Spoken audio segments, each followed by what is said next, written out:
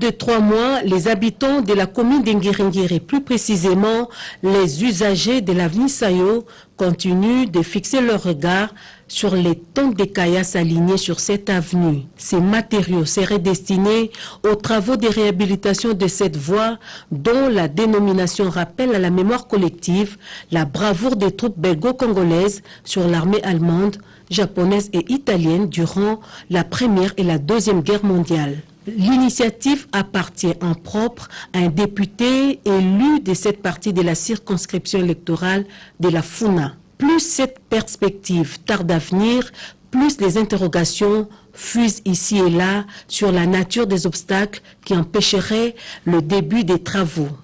Et quand on pense déjà au retour des Dames de la pluie, on devine alors l'ampleur du calvaire auquel la population sera contrainte de faire face, car elle se rappelle de l'état dans lequel se trouve cette avenue pendant la période pluvieuse.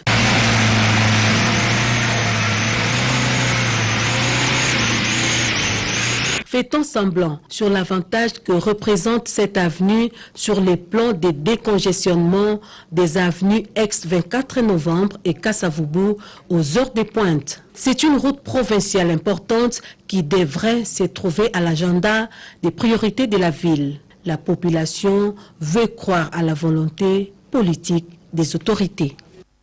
230 enfants sont sortis des mines et carrières dans la province du Lualaba. Un programme de réinsertion a été mis sur pied avec l'accompagnement du gouvernement de la République et des partenaires sociaux. Oscar Mbalkaïj. Il est la fierté du combat en France. Dans sa vie active, il est ingénieur informaticien. C'est Lucien Ngando. C'est de lui qu'il s'agit. Il sera mon invité dans Rendez-vous des Patriotes de ce samedi 12 septembre 2020 à partir de 14 h. Bonjour chers compatriotes, nous vous invitons à vous brancher tous sur votre chaîne Cléboa. C'est samedi 12 septembre. Je suis bien l'invité de M. Cléboa César Ngadi, où nous parlerons de la République démocratique du Congo en général, de la situation politique actuelle avec le nouveau chef de l'État, M. Félix Antoine Tshisekedi.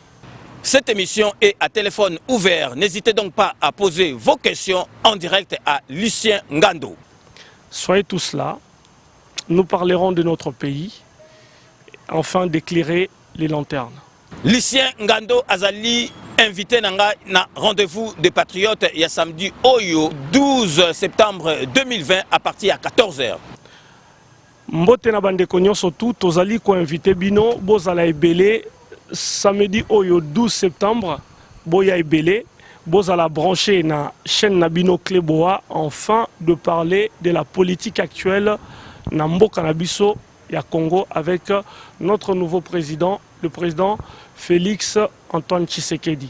Lucien Ngando azali fierté ya combat en France, donc bo hésiter te bo poser ba question na bino nyoso tu bo zali nango a répondre na ba question wana nyoso tu.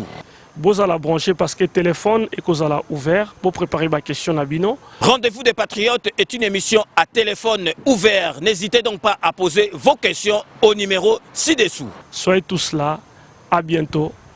Ingeta. Dès qu'Anaïf Sarabino, tout le monde est d'accord et il en restera ainsi pendant longtemps. Boébake Kanambe, Toko Biki Saete, Arozwa, Masolo, Nambuchu, Penadikos. Ils sont au total 230 enfants à être sortis des mines et carrières. Ces enfants, arrachés de l'affection de leurs parents à la quête de survie, bénéficient de l'accompagnement du gouvernement du Lualaba et de l'organisation non gouvernementale Pacte Congo. Ces enfants vont apprendre ainsi un métier pour leur insertion sociale. Au cours de cette double cérémonie de clôture des activités du cycle d'épargne et du programme WOF, il a été question de passer en revue ces vastes programmes de réinsertion. Notre action doit être comprise comme une contribution parce que la problématique est grande. Les programmes des activités menées par Pacte Congo, avec l'appui des officiels congolais, a atteint ses objectifs. L'objectif, comme on l'a dit, qui est très affiché, nous sommes très déterminés, c'est d'avoir 0 enfant dans les mines. C'est très ambitieux, mais pourtant c'est cela que nous voulons. Parce que nous pensons que la place de l'enfant n'est pas dans les mines, mais c'est plutôt à l'école, c'est plutôt peut-être sur un terrain de jeu. Et donc nous voulons créer un environnement qui va leur permettre de s'épanouir. La commissaire générale du gouvernement provincial de Lualaba aux affaires sociales, Nathalie Ngandou, a invité les bénéficiaires à développer plus de stratégies pour leur autonomisation. La remise des kits de réinsertion et des fonds aux meilleurs épargnants ont clôturé cette cérémonie. Cette pratique continue à faire du mal à la collecte de recettes publiques. En RDC, la douane se contente du régime déclaratif de l'opérateur économique pour établir la valeur transactionnelle. Les abus sont constatés dans l'octroi des exonérations, les compensations sont à réduire, les infrastructures douanières à construire à des postes frontaliers, les droits de sortie des produits miniers et bien d'autres. Voilà quelques-unes des observations faites par la mission du contrôle budgétaire exercice 2020 auprès de la DGDA sous la conduite du député national Constantin Benguele.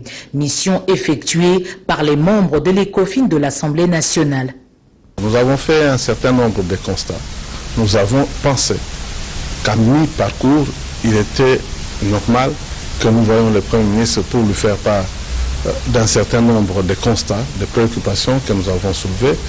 Il est vrai que la première de notre rapport est réservée au bureau de l'Assemblée nationale, mais le Premier ministre en tant que chef de gouvernement, nous devions nécessairement avoir son implication dans la suite de ce processus. Le Premier ministre a été très attentif. En fait, ce sont des problèmes récurrents, c'est un constat, c'est des préoccupations que lui-même connaît déjà. Non seulement en tant que Premier ministre, mais en tant que professeur d'université, économiste, de surcroît. Donc c'est des problèmes qu'il connaît et il nous a félicité de voir que la représentation nationale a fait un bon travail et a vraiment touché, mis le doigt dans la plaie pour nous faire prendre conscience et continuer à travailler dans le sens d'amélioration des recettes. Des institutions adaptées à nos valeurs et à nos réalités. C'est le nerf central de la démarche de ce groupe qui veut s'appeler Dynamique pour la consolidation des acquis démocratiques d'INACAD. Conduits par le professeur Mampouya, ils sont venus partager cette vision avec le chef du gouvernement Ilunga Ilunkamba. Il faut que les institutions de l'État démocratique moderne soient adaptées à nos réalités et à nos valeurs, pour que ces institutions soient intériorisées par tout le monde, y compris par les politiciens qui ne les ont pas encore intériorisées, qui les considèrent comme un tremplin, mais qu'ils considèrent comme les citoyens eux-mêmes aussi devront considérer que les institutions sont les voies par lesquelles leurs problèmes sont résolus. Leur vie est prise en charge par l'État et c'est la raison d'existence même de l'État. Donc il faut que l'État soit réformé de manière à être performant, stable et performant. Nous indiquons là, pour ce qui concerne la coalition, les conditions de stabilité et de performance de ceux qui sont au pouvoir aujourd'hui. Un État qui se réforme évite l'inertie et se mesure aux obstacles.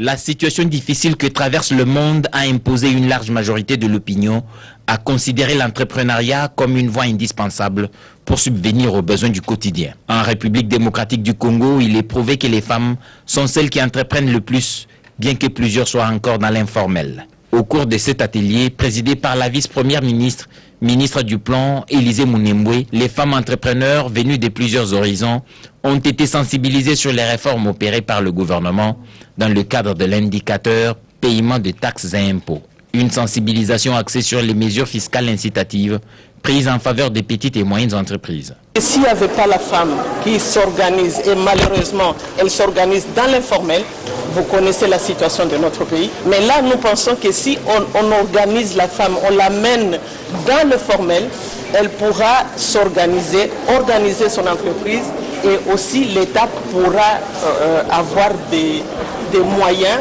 pour pouvoir planifier le développement de notre pays.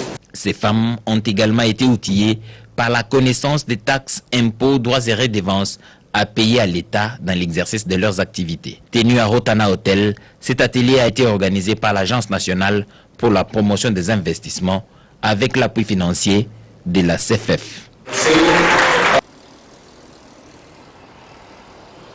Il était question d'évaluer les recommandations de la réunion des mobilisations de recettes et des réalisations du mois d'août.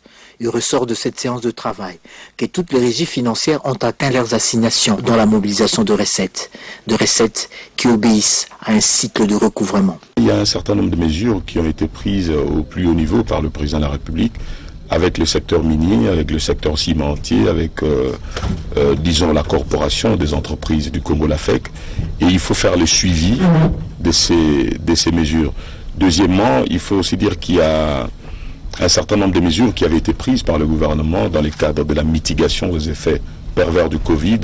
Ces mesures ont été levées à la fin du mois de juillet, donc il faut maintenant commencer à voir quelle est la tendance des recettes après la levée de ces mesures, et je peux confirmer que les recettes sont en nette croissance par rapport au mois d'août.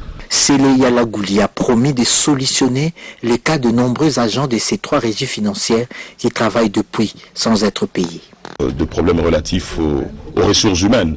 Je prends à la DGDA, à la DGRAT, il y a énormément d'effectifs, des agents qui travaillent pour l'État depuis des années, mais qui ne sont pas reconnus au travers d'un numéro matricule. Donc ce sont ces questions que nous sommes en train de résoudre progressivement avec les syndicats.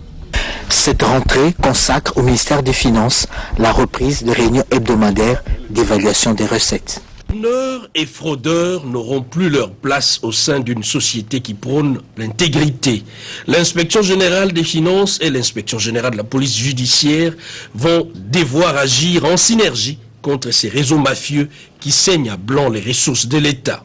Les 2 services étatiques représentés par les 2 responsables au plus haut niveau ciblent également les exonérations fantaisistes. On va mettre nos énergies ensemble pour essayer de contrarier la haute pègre qui écume nos institutions. Vous savez qu'il y a assez d'évasion fiscale, et cela ne permet pas que notre budget puisse être réaliste. Alors on a convenu avec l'inspecteur général pour qu'on puisse conjuguer les efforts, travailler en synergie, parce que eux, ils sont des spécialistes en la matière. Nous allons mettre notre expertise sur le plan judiciaire. Cette conjonction des efforts va permettre à l'État congolais d'appliquer avec des moyens conséquents les politiques publiques et ainsi répondre à la vision du chef de l'État d'un Congo doté d'un budget à sa dimension. Les acteurs miniers se sont dit satisfaits des échanges avec le chef de l'État Félix-Antoine Tshisekedi, le Premier ministre et certains membres du gouvernement sur les grandes questions qui troublent le bon fonctionnement de l'industrie minière en République démocratique du Congo. Louis Watoum, président de la Chambre des mines, qui a conduit la délégation des opérateurs miniers, explique. Et auprès du chef de l'État également, nous avons trouvé une oreille très attentive. Nous avons convenu que la TVA à l'importation sera supprimée. Elle est déjà supprimée de ce fait, en fait. Nous avons obtenu aussi l'accord de principe avec le gouvernement de passer à une TVA comptable, sur le principe du mois, une TVA comptable.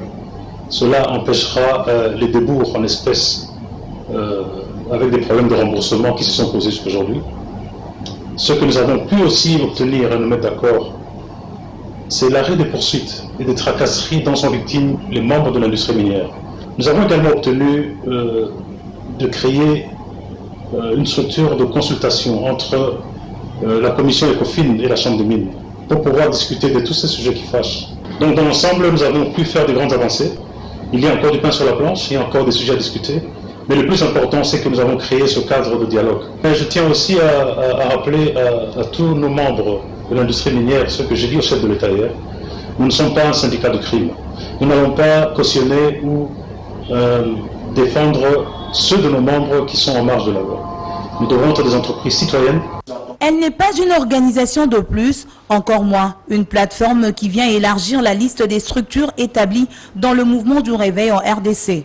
Ce nouveau regroupement qui va naître très prochainement se veut un cadre de rassemblement et d'accompagnement qui va réunir les églises, les ministères, les femmes et hommes de Dieu congolais. Nous ne voulons pas être une organisation de plus, moins encore une plateforme encombrante.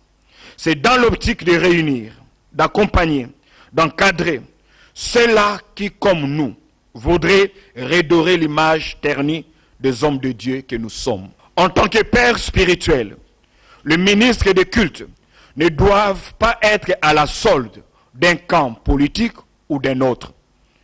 Nous devons veiller à ce que les questions politiques et politiciennes ne divisent ni l'Église de Dieu, ni ses serviteurs que nous sommes, car un jour, nous rendrons compte à l'Éternel Dieu qui nous a appelés au ministère. Dans l'exercice quotidien de leur apostolat, les pasteurs rencontrent différents problèmes. Ainsi, cette nouvelle structure mettra en place des initiatives de soutien communautaire. Aujourd'hui, aller jusqu'à vouloir créer une mutuelle de santé pour les serviteurs de Dieu, pour les pasteurs, ça sera une première, je pense. Aujourd'hui, l'État congolais nous reconnaît également comme non seulement une corporation, mais surtout une profession. Le fait de voir également comment est-ce qu'on peut aujourd'hui assurer aux pasteurs, aux hommes de Dieu, d'avoir accès à des cotisations au niveau de l'ex-INSS, ce sont déjà des choses qui sont très importantes. Cette structure qui va naître bientôt, va-t-elle se désolidariser de l'RSC ?